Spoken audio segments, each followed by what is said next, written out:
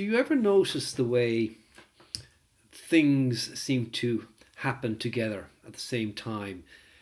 I was talking to a number of different people today, clients, and they all seem to be experiencing the same problem, which is stress. And when I went through it with them to try and understand where this stress was coming from, I came to a conclusion that it was coming from overwhelm. And by overwhelm, I mean that they had too much on their plate, or didn't feel up to the challenge of what was on their plate, or didn't see where they would have the time to deal with what was on their plate, or were unable to prioritise what was on their plate. And they felt this sense of overwhelm. And they all had in common the inability then to move forward. This overwhelm sort of paralysed them. And so I addressed it as follows with different ways with different people, but broadly this was the theme of my assessment. The first one was that if you pick something up, you need to understand you have to leave something down. It's just not possible to keep adding things to your pile. The second thing is you need to be realistic, both in your assessment of your capabilities, but also in your assessment of the amount of time that's available to you. So my advice to anybody struggling with overwhelm is as follows: to sit back and try and chunk out the time to do the priority issues. Identify what your priority is, then your next priority, then your next priority.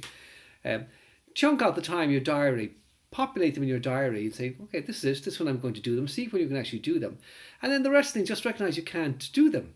And contact people and say, I can't do this. Try and delegate them or defer them or dump them. Just say, I just can't do it at all. And just a last comment, I was talking to one a colleague of mine just before we left the office this evening, and talking about accepting things. And he made the point that he often accepts things when he shouldn't. He doesn't say no when he should say no. These are really, really important. That when somebody asks you to do something, as an act of integrity, you should look at your diary and identify whether or not you have the capacity, the space to actually do it. And if you don't, say, I don't have the space to do it. Because what happens is you take it on board, you don't have the space, you don't deliver effectively or at all for them. They are disappointed that you've let them down. You feel really bad.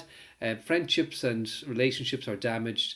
So, overwhelm leading to stress can be alleviated by being realistic about your capacities, your actual competencies, what you can do, and the amount of time available to you. And then choosing what the priority issues are, allocating them into your diary, and the rest either deferring them, delegating them, or dumping them.